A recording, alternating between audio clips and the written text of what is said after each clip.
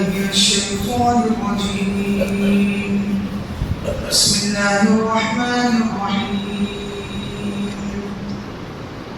فلما أحس عيسى منهم الكفر قال من أنصاري إلى الله قال الحواريون نحن أنصار الله آمنا بالله واشهد بأننا مسلمون. ربنا آمنا بما أنزلت واتبعنا الرسول فاكتبنا مع الشاهدين. ومكروا ومكر الله والله خير الماكرين. صدق الله العظيم. سوچو حضرت عیسیٰ علیہ السلام نے ان سے انکار دیکھا تو آپ نے فرمایا کہ کوئی ایسے آدمی بھی ہیں جو میرے مددگار ہو جائیں اللہ کے واسطے.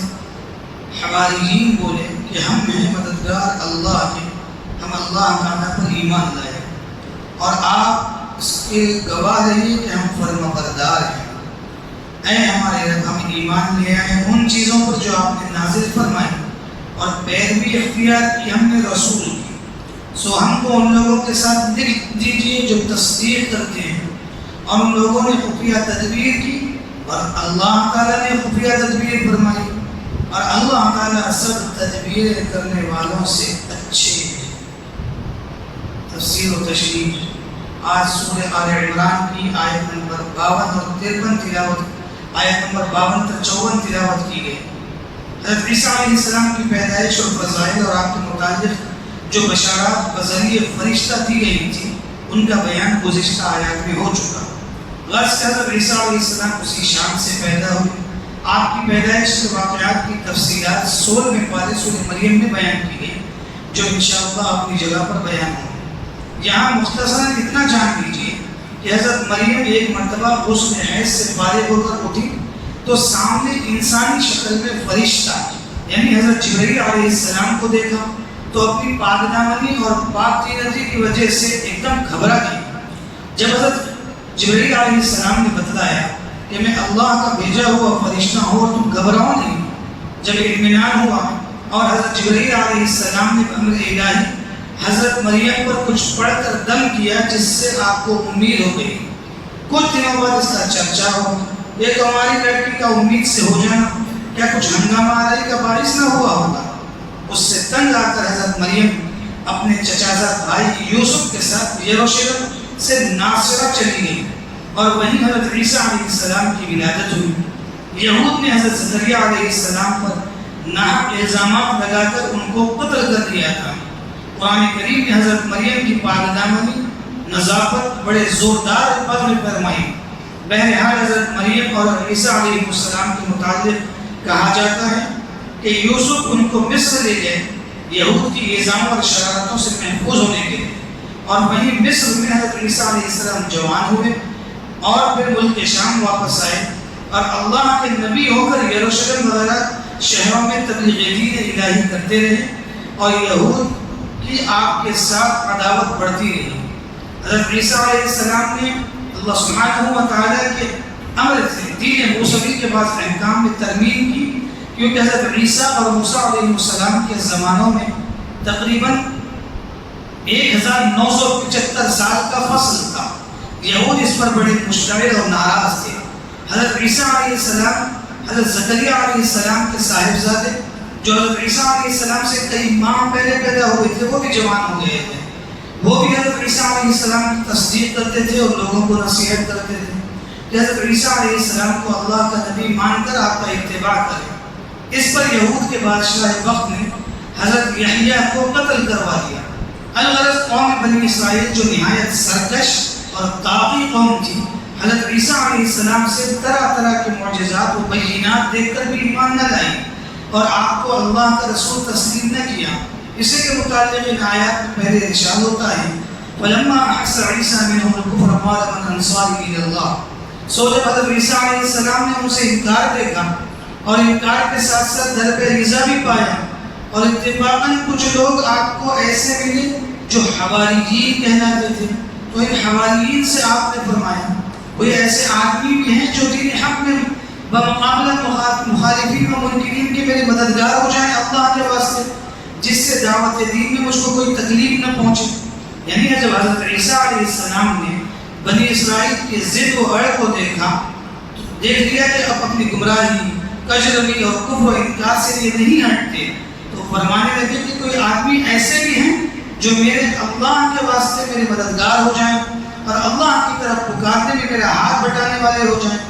اس پر آگے ارشاد ہوتا ہے قال الحواریون نحن انصار اللہ. حواریین بولے کہ ہم ہیں مددگار اللہ کے دین کے.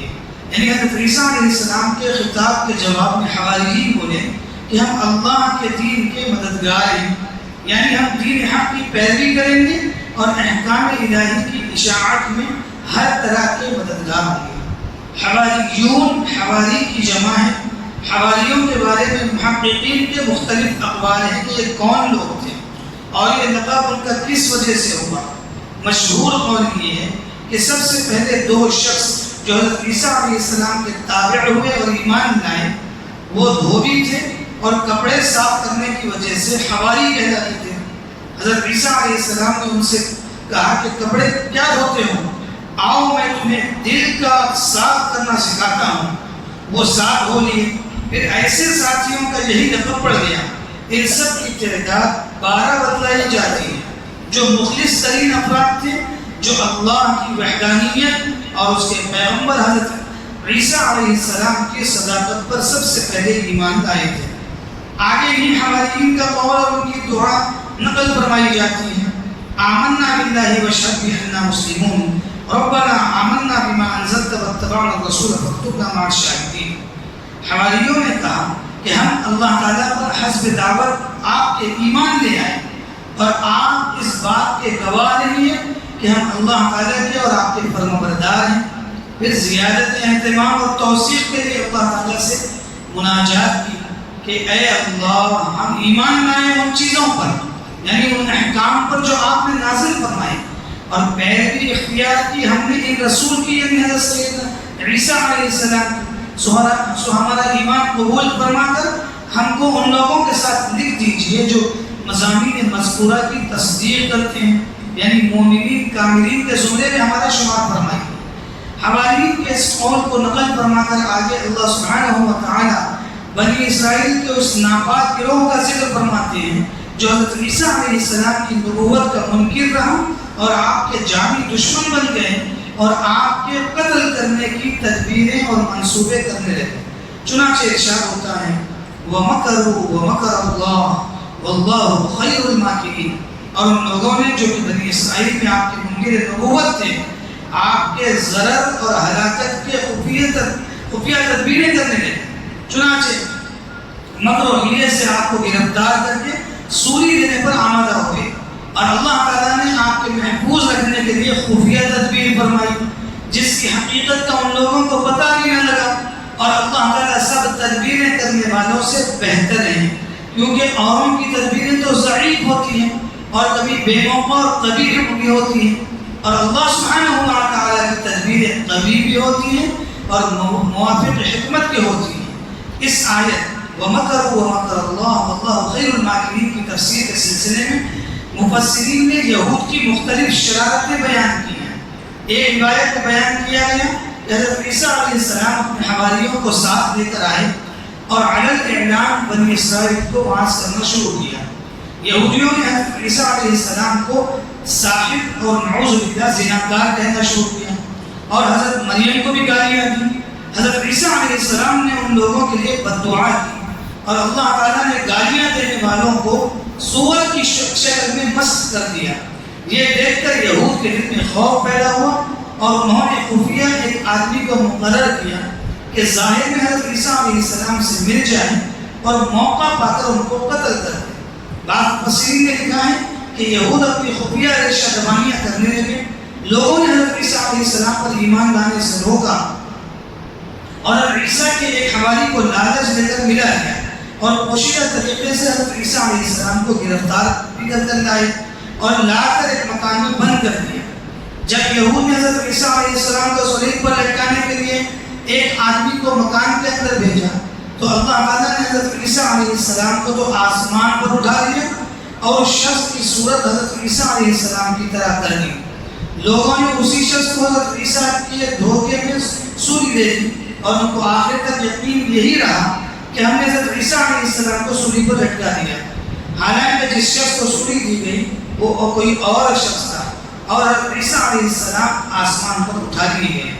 علامہ ابن کثیر رحمۃ اللہ علیہ نے اپنی تفسیر میں اس موقع پر لکھا ہے کہ جو یہود حضرت عیسیٰ علیہ السلام کے جانی دشمن تھے، انہوں نے اس زمانے کے بادشاہ کے کان حضرت عیسیٰ علیہ السلام کے خلاف خوب بھر دے اور کہا کہ یہ شخص لوگوں کو بہکاتا پھرتا ہے، ملک میں بغاوت کر رہا ہے اور رعایا کو بگاڑ رہا ہے، باپ بیٹوں میں فساد برپا کرا رہا ہے، اور یہاں تک بڑھ گیا کہ اپنے آپ کو یعنی بادشاہ کو زانیہ کا بیٹا کہا اور بڑے بڑے بہتان آپ پر باندھنے لگا، یہاں تک کہ بادشاہ کے دشمن جان بن گیا اور اپنی فوج کو بھیجا کہ گرفتار کر کے سخت سزا کے ساتھ پھانسی دے دو۔ چنانچہ دوڑ جاتی ہے اور جس گھر میں آپ تھے اسے چاروں طرف سے گھیر لیتی ہے، ناکہ بندی کر کے پھر گھر میں گھس جاتے ہیں، لیکن اللہ تعالیٰ آپ کو ان مکاروں کے ہاتھ سے صاف طور پر بچا لیتے ہیں۔ اس گھر کے وزن سے آپ کو آسمان کی طرف اٹھا لیتا ہے اور آپ کی شباہت ایک اور شخص پر ڈال دی جاتی ہے جو اس گھر میں گھسا ہوا تھا۔ لوگ رات کے اندھیرے میں اس شخص کو عیسیٰ علیہ السلام سمجھ لیتے ہیں، گرفتار کرتے لے جاتے ہیں، سخت توہین کرتے ہیں اور سر پر کانٹوں کا تاج رکھ کر اسے صلیب پر چڑھا دیتے ہیں۔ وہ تو اپنے نزدیک یہ سمجھ رہے ہیں کہ ہم نے حضرت عیسیٰ کو پھانسی پر لٹکا دیا، حالانکہ اللہ تعالیٰ نے تو اپنے نبی کو نجات دے دی تھی۔ اس بدبختی اور بدنیتی کا ثمرہ انہیں یہ ملا کہ ان کے دل ہمیشہ کے لیے سخت ہو گئے، باطل پر اڑ گئے اور دنیا میں ذلیل و خوار ہو گئے اور آخر دنیا تک ذلت ہی میں رہ پڑے۔ الغرض مخالفین و منکرین نے حضرت عیسیٰ علیہ السلام کی ہلاکت کے نوبیچ اور خفیہ تدبیریں کی، مگر حق تعالیٰ کی تدبیر کے آگے ان کی ایک نہ چلی۔ جب مکان میں گر جانے اور گرفتار ہو جانے پر حضرت عیسیٰ علیہ السلام کچھ متردد اور پریشان خاطر ہوئے تو اس وقت حضرت عیسیٰ علیہ السلام کی تسلی و تسکین کے لیے اللہ سبحانہ و تعالیٰ نے کچھ وعدے فرمائے، جس کا ذکر اگلی آیات میں فرمایا گیا، جس کا بیان انشاءاللہ آئندہ درس میں ہوگا۔ دعا کیجئے مخالفین اسلام جو شرارتیں اور تدبیریں اہل اسلام کے ضرر کی خفیہ یا علانیہ کرتے رہتے ہیں، اللہ تعالیٰ ان کی چالوں کو انہی پر پلٹ دے اور وہی اس کے وقت وبال گرفتار ہو جائیں۔ اے اللہ اپنے دین کی بلندی اور اپنے دین کو بلندی اور شوکت عطا فرما اور ہم کو اپنے دین کے خدمت گزار بندوں میں شامل فرما۔ یا اللہ دشمنان دین کے مکر و فریب سے اہل ایمان کو محفوظ فرما اور اپنی تائید اور نصرت سے اہل اسلام کو کامیابی و کامرانی عطا فرما اور مخالفین کو خاسر و ناکام فرما۔ اے اللہ جیسے آپ نے گزشتہ دور میں اپنے صالحین کی مدد فرمائی، اے اللہ اب بھی اپنے سارے بندوں کی مدد فرما اور دشمنان دین پر ان کو غلبہ و نصرت عطا فرما۔ آمین وآخر دعوانا الحمدللہ رب العالمین۔ سبحان اللہ وبحمدہ سبحانک اللہم وبحمدک نشہد ان لا الہ الا انت نستغفرک ونتوب الیک۔